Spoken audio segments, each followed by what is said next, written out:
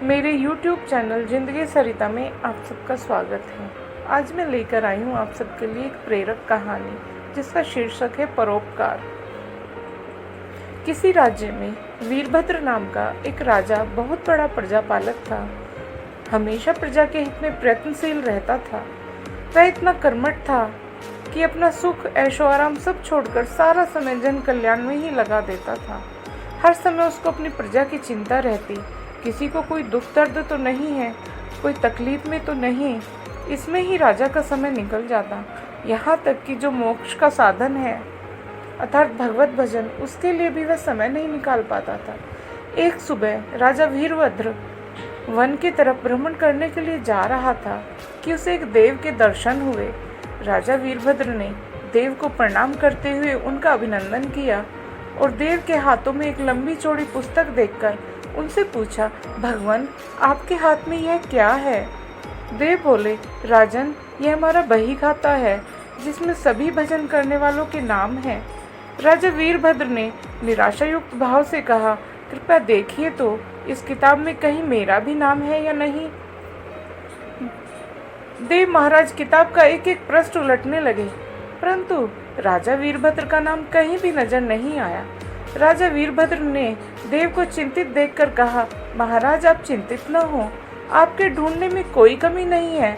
वास्तव में ये मेरा दुर्भाग्य है कि मैं भजन कीर्तन के लिए समय ही नहीं निकाल पाता और इसलिए मेरा नाम यहाँ नहीं है।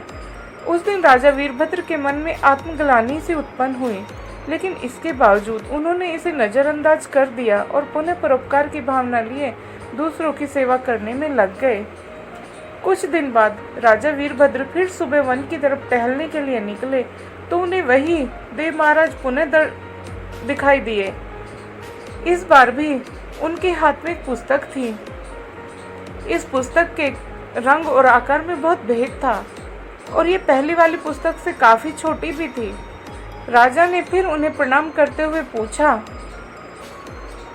भगवान आज कौन सा बही खाता आपने अपने हाथों में लिया हुआ है? देव ने कहा, राजन आज के बही खाते में उन लोगों का नाम लिखा है जो ईश्वर को सबसे अधिक प्रिय हैं। राजा वीरभद्र ने कहा, कितने भाग्यशाली होंगे वह लोग। निश्चित ही वे दिन रात भगवत भजन में लीन रहते होंगे। क्या इस पुस्तक में कोई मेरे राज्य का भी नागरिक है? देव महाराज ने बही खाता खोला और ये क्या, पहले पन्ने पर पहला नाम राजा वीरभद्र का ही था। राजा वीरभद्र ने आश्चर्यचकित होकर पूछा, महाराज मेरा नाम इसमें कैसे लिखा हुआ है? मैं तो मंदिर भी कभी कभार ही जाता हूँ। देव ने कहा, राजन इसमें आश्चर्य की कोई बात नहीं है।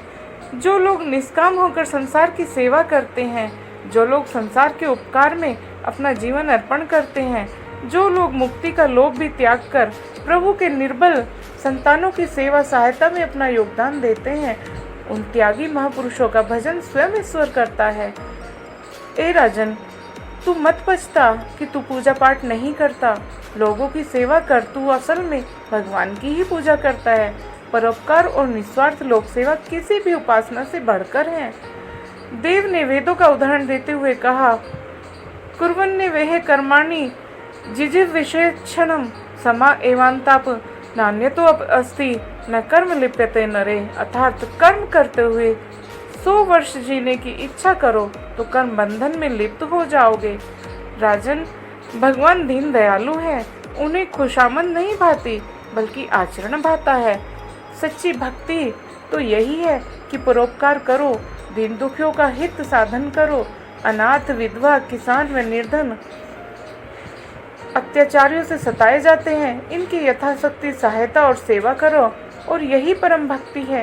राजा वीरभद्र को आज देव के माध्यम से बहुत बड़ा ज्ञान मिल चुका था और अब राजा भी समझ गया कि परोपकार से बड़ा कुछ भी नहीं, और जो परोपकार करते हैं वही भगवान के सबसे प्रिय होते हैं।